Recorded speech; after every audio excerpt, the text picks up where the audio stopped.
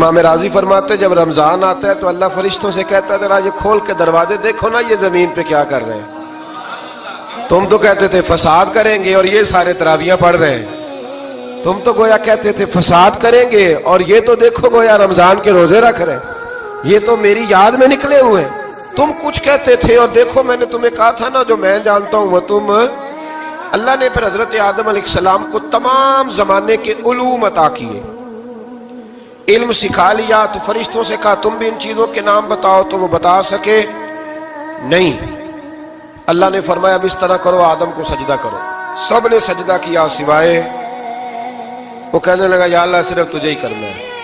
کرنا بھی صرف اللہ کو چاہیے پر رب کے آگے بھی جھکنا چاہیے, اور جس کے سامنے رب جھکائے نا وہاں بھی.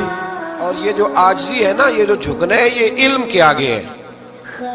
ہماری مصیبت یہ ہے کہ ہم علم کے آگے بھی گردن جھکانے کو تیار نہیں ہوتے, وہاں بھی ہم خود عالم فاضل بن جاتے.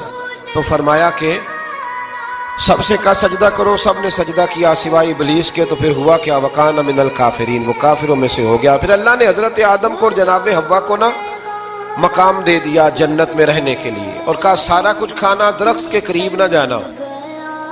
ابھی آپ کسی سے کہہ دیں تھوڑا سا کہ پیچھے نہ دیکھنا, یعنی اگر میری سمجھ لیں ادب کی وجہ سے کوئی 1.5-2 منٹ یا 6 منٹ نہیں بھی نہ دیکھے گا تو سوچے گا ضرور کہ پتہ نہیں اب پیچھے کیا ہے, مصیبت کیا ہے. یعنی آپ کہہ کے دیکھ لیں کسی کو پیچھے نہ دیکھنا. فطرت ہے نا انسان کی, وہ جستجو کرتا ہے. کہا اس درخت کے پاس نہ جانا. تو حضرت حوا سلام اللہ علیہ کہتے ہیں دل میں خیال رہتا تھا کہ آخر ہے کیا درخت کے پاس. یہی انسان کا عقیدہ توحید ہے کہ جہاں سے رب منع کر دے وہاں وہ منع ہو جائے. اور یہ ان کی خطا نہیں تھی, یہ اللہ کی حکمت تھی, چونکہ رب نے تو پہلے کہہ دیا تھا بنایا ہی زمین کے لیے, تو یہ تو سارا کچھ ہونا تھا تو زمین پہ آنا تھا نا. تو حضرت آپ ذرا رمضان کی شان تو دیکھیں. حضور فرماتے ہیں سارا سال جنت سجائی جاتی ہے. کس لیے؟ حضور فرماتے ہیں رمضان المبارک کے لیے.